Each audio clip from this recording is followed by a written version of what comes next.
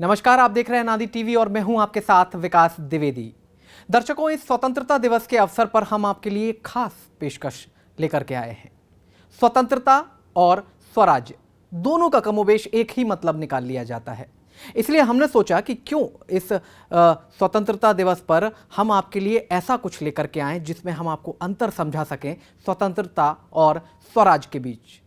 स्वतंत्रता वैसे तो 15 अगस्त 1947 को मिल गई थी, लेकिन इस स्वतंत्रता के मायने क्या थे और हम लगातार कैसे कई सालों तक स्वतंत्र होने की दिशा में आगे बढ़ते रहे।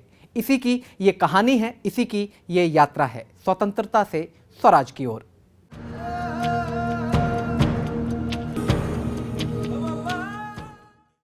दोस्तों, स्वतंत्रता दिवस 15 अगस्त 1947 को मनाया जाता है और इस दिन की जो आधारशिला रखी गई थी वो एक महत्वपूर्ण अधिनियम के जरिए रखी गई थी। पूरा का पूरा घटनाक्रम 200 सालों से लगातार चलता आ रहा था, लेकिन सोचा ये गया कि इस पूरी कहानी का पटाक्षेप कैसे किया जाए और एक युक्ति का सर्जन किया गया जिसे हम और आप भारतीय स्वतंत्रता अधिनियम 1947 के नाम से जानते हैं। वैसे तो अंग्रेज लगभग द्वितीय विश्व युद्ध के बाद ही समझ चुके थे कि अब वो इस देश पर शासन नहीं कर पाएंगे और इसलिए तमाम नेताओं को रिहा करने का प्रक्रम शुरू कर दिया गया। और इसके बाद होता है जनवरी 1946 में सशस्त्र सेनाओं का विद्रोह। फरवरी में नौसेना विद्रोह कर देती है जिसे बॉम्बे म्यूटिनी के नाम से जाना जाता है। और इसके बाद ब्रिटेन के जो प्रधानमंत्री थे एटली, उन्होंने तत्काल प्रभाव से कैबिनेट मिशन को भारत भेजने की घोषणा की ताकि इस पूरे घटनाक्रम का पटाक्षेप किया जा सके। और तमाम तरह के घटनाक्रम के चलने के बीच में संविधान सभा का गठन किया गया। संविधान की बैठकों का दौर भी जारी लगातार रहा और देश की पहली सरकार का भी गठन इस दौरान किया गया। तमाम ऐसे पहलू हैं और तमाम ऐसे रोचक किस्से हैं जो आपको जानने चाहिए। At the stroke of the midnight hour, when the world sleeps, India will awake to life and freedom. स्वतंत्रता की कहानी तो द्वितीय विश्व युद्ध की समाप्ति के साथ ही लिखनी शुरू हो चुकी थी। बात बस यहां अटकी थी कि इस पूरे घटनाक्रम का पटाक्षेप किस तरह किया जाए। इसलिए भारतीय स्वतंत्रता अधिनियम 1947 नामक युक्ति का सृजन किया गया।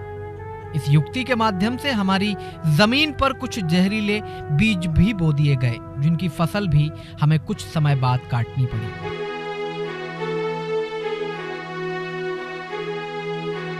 ये समय सिर्फ स्वतंत्रता प्राप्ति के लिए नहीं जाना जाता, बल्कि इसके साथ स्वतंत्र भारत में बनने वाली सरकार के अंदर वर्चस्व, पद और प्रतिष्ठा का संघर्ष भी लगातार चल रहा था।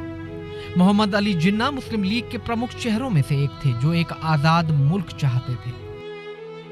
जवाहरलाल नेहरू देश की प्रधानमंत्री पद पर काबिज होना चाहते थे। तमाम संगठन, फिर चाहे वो हिंदूवादी हो, मुस्लिम या कि अन्य, सभी को इतने बड़े बदलाव के बाद स्वयं को एक महत्वपूर्ण भूमिका में रखने की उम्मीद दिखाई दे रही थी। और जिसके नाम पर यह सब कुछ होना था, वो हिंदुस्तान शायद अकेला खड़ा था। विद्रोह लगातार हो रहे थे। जनवरी 1946 में सशस्त्र सेनाओं के विद्रोह के बाद फरवरी 1946 की बॉम्बे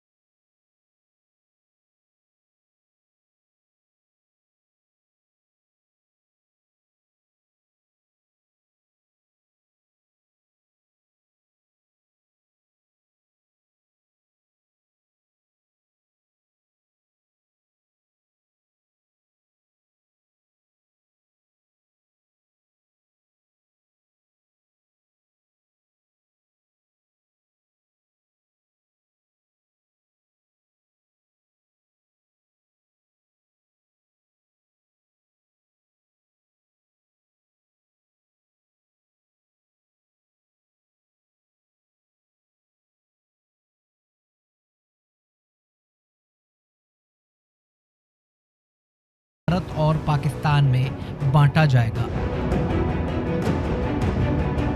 इस योजना में बंगाल, पंजाब के विभाजन सहित उत्तर पूर्वी सीमा प्रांत और असम में जनमत संग्रह की बात कही गई थी।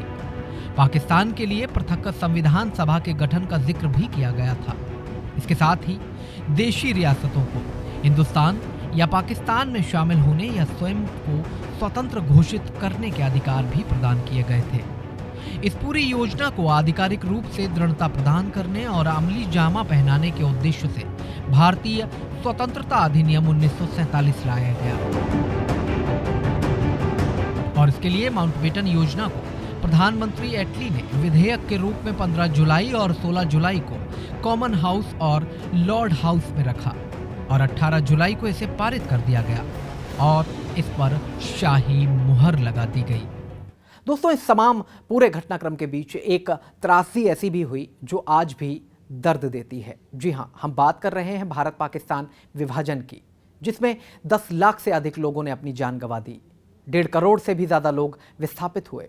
अकेले पंजाब में 78% विस्थापन देखने को मिला और इसके साथ ही वो दर्द की पराकाष्ठा भी देखने को मिली जो आज भी अगर याद की जाए तो लोग दर्द से सहर उठते हैं।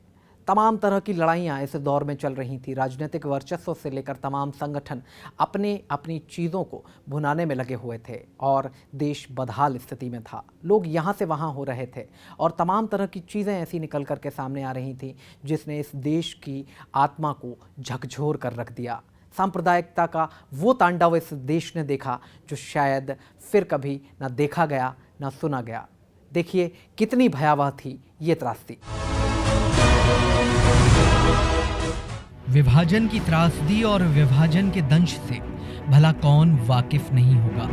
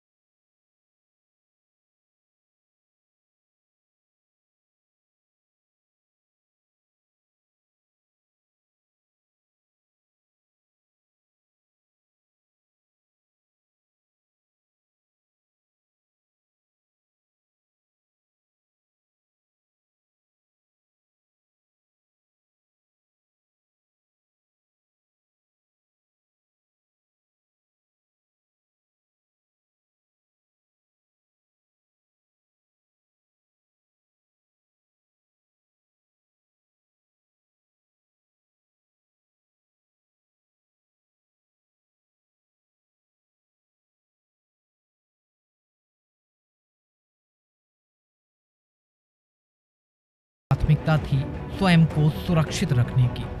इस दौरान कई महिलाओं को बंधक बना लिया गया, जिन पर धर्म के आधार पर कई अत्याचार भी किए गए। बंटवारे के 7 माह बाद दोनों देशों की सरकारें कब्जे में रखी गई इन औरतों को उनके परिवारों तक पहुंचाने के प्रस्ताव पर बातचीत करने के लिए राजी हुई और दस्तावेजों के आधार पर 1952 तक 25,000 महिलाओं को मुक्त करा लिया गया।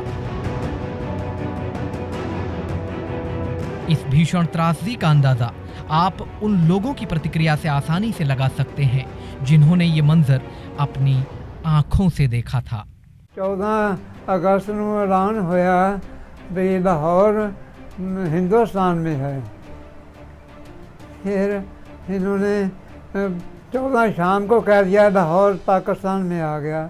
सबने कहा कि रावलपिंडी तो पाकिस्तान में जाएगा ही जाएगा। कर्फ्यू लग गया था तब, रात को रोले पड़े बहुत ज़्यादा। हमें याद है कि वहाँ से वो आवाज़ें आती थी, आ गए जे, आ गए जे, आ गए जे। सब दरवाजे कहते थे बंद कर दो। आगे आग लगा दी, सारे मोहल्ले में आग लगा दी। फिर मजबूरी में हमें निकलना पड़ा वहाँ से। जब 15 अगस्त आती है ना, मुझे 14 अगस्त को रोना आ जाता है। जो घर से चले थे अपना टारी से निकले, भाव से आके बॉर्डर क्रॉस किया, लुधियाना में गाड़ी जाके रुकी, खून की भरी गाड़ी उधर से रावलपिंडी से आई थी, नीचे कटे हुए, बड़ा गंद बुरा था। इसका पानी हमें लुधियाना में पीने पड़ा, 3 घंटे में पानी नहीं मिला हुआ। विभाजन की इस त्रासदी से साहित्य जगत भी अछूता नहीं रहा। कई उपन्यास जैसे यशपाल का झूठा सच, भीष्म साहनी का तमस, अमृता प्रीतम का पिंजर, खुशवंत सिंह का ट्रेन टू पाकिस्तान, सलमान रुश्दी का मिडनाइट चिल्ड्रन और कमलेश्वर का कितने पाकिस्तान उस दौर की भयावहता के जीवंत किस्से कहते हुए प्रतीत होते हैं। वैसे तो देश की पहली सरकार का गठन आज़ादी के पहले ही हो गया था, जब कैबिनेट मिशन तय कर चुका था कि अब भारत को स्वतंत्र कर दिया जाएगा, और उन्होंने तमाम शर्तों के साथ कांग्रेस को एक सरकार बनाने का आमंत्रण दिया। लॉर्ड माउंटबेटन की इसमें प्रमुख भूमिका थी, शीर्ष पद पर बैठे हुए थे, और नंबर 2 की पोजीशन थी पंडित जवाहरलाल नेहरू की। इस पूरी की पूरी सरकार में जो अधिकार थे वो हमारे जनप्रतिनिधियों के कम थे, लेकिन उसके बाद भी सरकार का गठन कर दिया गया। शुरुआत में मुस्लिम लीग ने इसमें सहभागिता नहीं की, हालांकि देर सवेर वो इसका हिस्सा ज़रूर बने और एक नींव रखी गई। एक आगे की तरफ जो कदम बढ़ाने थे ब्रिटिश हुकूमत को, उसका पहला कदम पूरा हो चुका था।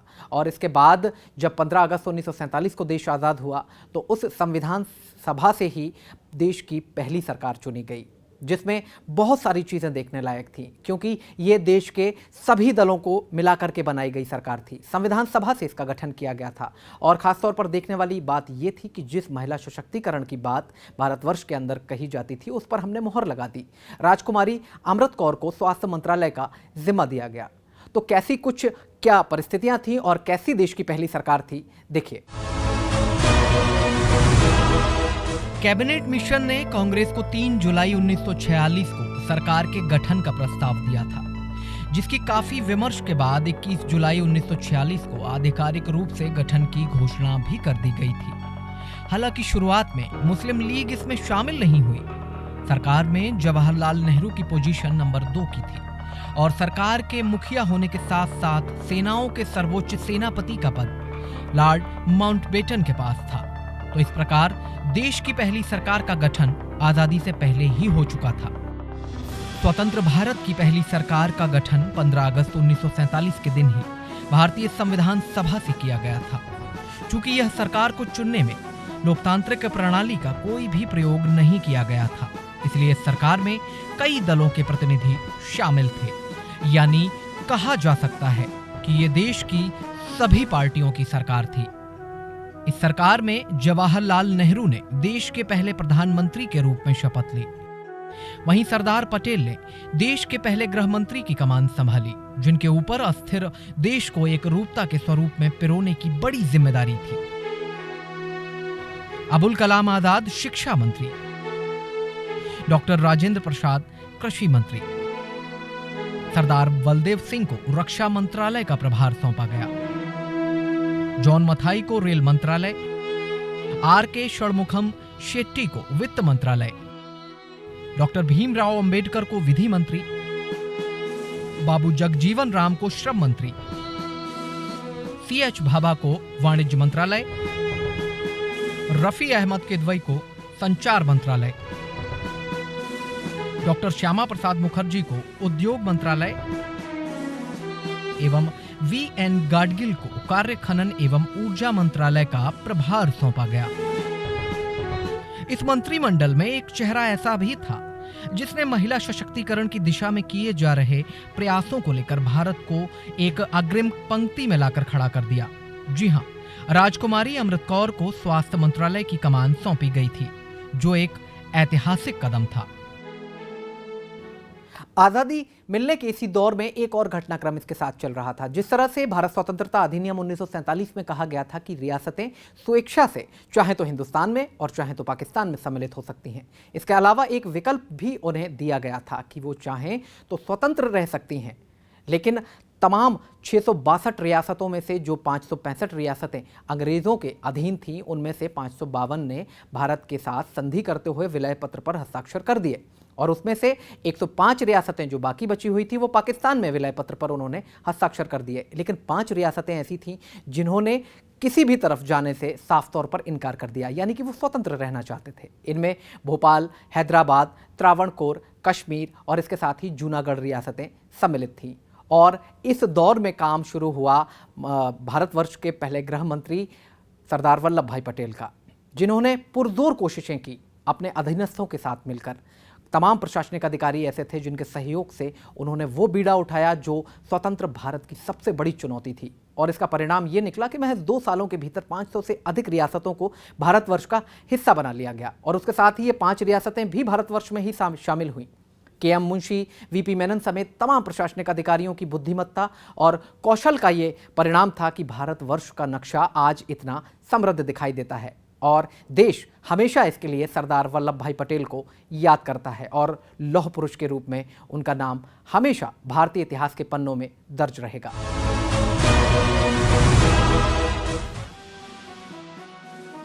रियासतों का भारतीय संघ में विलय आजाद भारत की सबसे बड़ी चुनौती थी और जब भी इस किस्से को याद किया जाता है उस व्यक्तित्व की तस्वीर बरबस ही आंखों में तैर जाती है जिसे सरदार की उपाधि प्रदान की गई थी। जी हाँ, सरदार वल्लभ भाई पटेल के प्रयासों की बदौलत ही भारत का नक्शा आज इतना समृद्ध दिखाई देता है। राजनीति के उस दौर में महाभारत के भीष्म पितामह की तरह सरदार ने बहुत कुछ सहा और बहुत कुछ देखा भी, लेकिन मर्यादा जैसे शब्द पर आंच नहीं आने दी। किससे बताते हैं 1946 में कांग्रेस अध्यक्ष पद के लिए सरदार कांग्रेस की समितियों की पहली पसंद थे। अध्यक्ष पद के चुनाव में 15 में से 12 प्रदेश समितियों ने सरकार के नाम पर मुहर लगा दी थी। बाकी 3 समितियों ने इस चुनाव में हिस्सा नहीं लिया था, लेकिन गांधी जी के हस्तक्षेप के बाद पटेल स्वेच्छा से पीछे हट गए और जवाहरलाल नेहरू का नाम आगे रखा गया। इस पूरे घटनाक्रम पर डॉक्टर राजेंद्र प्रसाद, जो आगे चलकर देश के पहले राष्ट्रपति बने, उन्होंने अपनी प्रतिक्रिया देते हुए कहा था कि गांधी जी ने एक बार फिर चमक दमक वाले नेहरू की खातिर अपने भरोसेमंद सिपाही की बलि दे दी। 15 अगस्त 1947 को गठित सरकार में सरदार को गृह विभाग की महत्वपूर्ण जिम्मेदारी सौंपी गई। अब उन्हें बिखरे हुए मोतियों को एक माला में पिरोना था, जिसे उन्होंने वीपी मेनन के साथ मिलकर बखूबी पूरा किया। भारतीय स्वतंत्रता अधिनियम 1947 के मुताबिक रियासतें स्वेच्छा से हिंदुस्तान या पाकिस्तान में शामिल हो सकती थी या फिर स्वयं का अस्तित्व एक स्वतंत्र राज्य के रूप में गढ़ सकती थी। कुल 662 रियासतों में 565 रजवाड़े ब्रिटिश शासन के अधीन थे, जिनमें से 552 ने भारतीय संघ में शामिल होने की इच्छा जाहिर करते हुए विलय पत्र पर हस्ताक्षर कर दिए। वहीं शेष 110 में से 105 ने पाकिस्तान में शामिल होने पर सहमति प्रदान की, जबकि 5 रियासतें जूनागढ़, हैदराबाद, भोपाल, त्रावणकोर और कश्मीर न तो हिंदुस्तान में सम्मिलित हुए और न ही पाकिस्तान में। ये सभी स्वयं का पृथक अस्तित्व और स्वतंत्र अस्तित्व चाहते थे। पटेल और मेनन ने अंग्रेजों की सभी नीतियों जैसे फूट डालो और राज करो सहित साम दाम दंड भेद जैसी तमाम नीतियां अपनाई। कई राजाओं को विशेष उपाधियां तक प्रदान की गई और इस तरह 1.5 से 2 साल के अंतराल में 500 से अधिक रियासतें भारतीय संघ का हिस्सा बन चुकी थी। ये वो उपलब्धि थी जिसे भारत के निर्माण की दिशा में उठाए गए सबसे पहले और महत्वपूर्ण कदम के रूप में जाना जाता है। और यह सरदार पटेल और उनके विश्वास पात्र वीपी मेनन सहित तमाम प्रशासनिक अधिकारियों की बुद्धिमत्ता, मेहनत और एक दूरगामी सोच का परिणाम था। 15 अगस्त 1947 को मिली स्वतंत्रता के बाद हमें और भी स्वतंत्र होने की जरूरत थी, यानी कि भारतवर्ष के हर एक नागरिक को उसका अधिकार देने की जरूरत थी। और संविधान सभा लगातार इसी काम में जुटी हुई थी। लगातार बैठकों का दौर जारी था और आखिरकार वो दिन आ ही गया जब भारत के नागरिकों को एक ऐसा अधिकार दिया गया जब वो गणतंत्र बने, जब हमारा देश गणराज्य के रूप में अपने आप को स्थापित कर पाने में सफल रहा।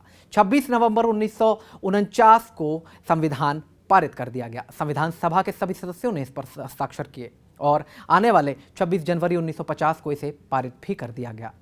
गणराज्य तो हम बन चुके थे, गणतंत्र हम बन चुके थे, लेकिन इसके साथ में एक चीज़ की कमी थी जिस स्वतंत्रता की ओर अभी हमें अग्रसर होना था, और वो थी लोकतंत्र बनने की। इसकी कवायद गणतंत्र दिवस के एक दिन पहले ही शुरू कर दी गई थी, यानी कि 25 जनवरी 1950 को ही इसकी आधारशिला रख दी गई थी। चुनाव आयोग का गठन कर दिया गया था और पहले मुख्य चुनाव आयुक्त बने सुकुमार सेन। एक जीवट अधिकारी थे, चुनौतियों का सामना करने में बिल्कुल सक्षम दिखाई देते थे और जिस तरह से उनकी कार्यशैली थी वो बहुत ही अद्भुत। 80% अशिक्षित आबादी वाले देश में लोकतंत्र की जोत जलाना कितना दुष्कर कार्य रहा होगा। रियासतों के विलय के बाद शायद ये दूसरा सबसे बड़ा कठिन काम था और कठिन चुनौती थी, लेकिन सुकुमार सेन ने इसे आसानी से इसका बीड़ा उठाया और उस राह पर आगे चल पड़े। कई विकल्प तलाशे गए, कई चीज़ें खंगाली गईं और उसके बाद मतपेटियां, मतपत्र से लेकर के मतदाता सूचियों तक का निर्माण किया गया। उसी बीच जानकारी मिलती है कि नेहरू जो थे वो अपने मंत्रिमंडल में चल रही तमाम तरह के अवरोधों के बाद जल्दी चुनाव चाहते थे, लेकिन सुकुमार सेन ने उनकी इस अपील को सिरे से खारिज कर दिया। वो कहते थे कि जब तक पूरी तरह से तैयारियां नहीं हो जाएंगी तब तक इस राह पर आगे नहीं बढ़ा जा सकता।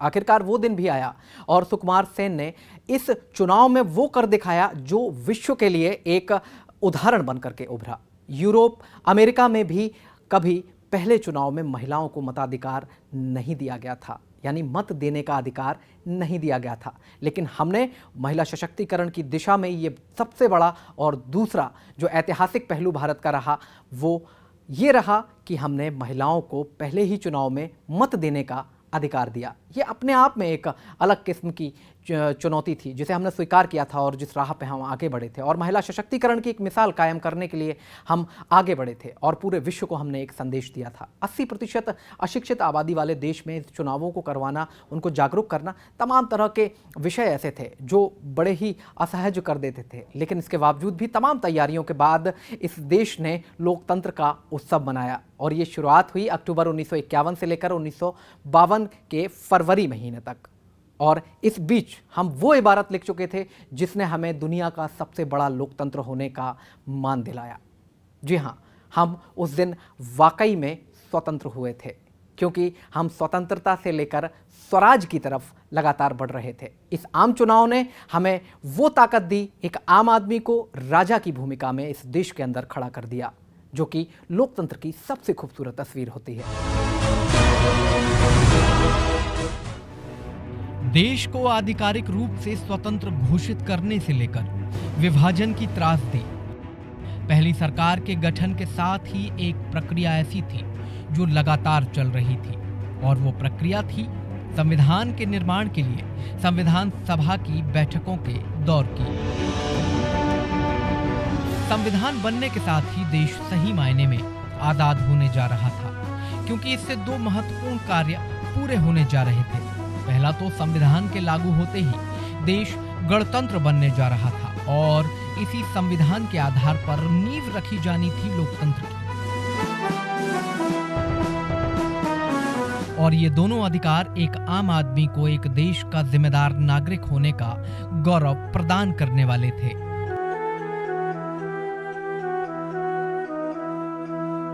लगातार चल रही बैठकों के बीच आखिरकार वो दिन भी आ गया जब संविधान पारित हुआ।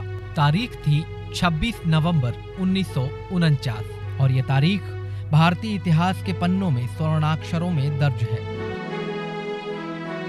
पारित होने के बाद इस ऐतिहासिक कृति को लागू करने और देश को सौंपने के लिए 26 जनवरी 1950 का दिन निर्धारित किया गया, जिसे हम गणतंत्र दिवस के रूप में मनाते हैं। संविधान के लागू होते ही गणतंत्र के रूप में खुद को स्थापित हमने कर लिया था और इसके बाद बारी थी लोकतंत्र बनने की, जिसकी आधारशिला संविधान लागू करने के ठीक एक दिन पहले यानी 25 जनवरी 1950 को चुनाव आयोग के गठन के साथ रख दी गई थी और भारत के पहले मुख्य चुनाव आयुक्त का कार्यभार सुकुमार सेन को सौंपा गया।